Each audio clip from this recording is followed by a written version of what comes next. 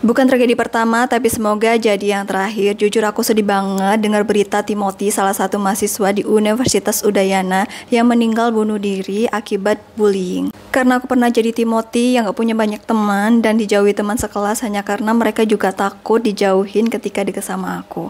Efek bullying itu gak main-main, tapi kita juga gak bisa menghindari pembulian. Salah satunya ya kita harus menghadapi, kita harus berani bertindak, bukan membalas ya.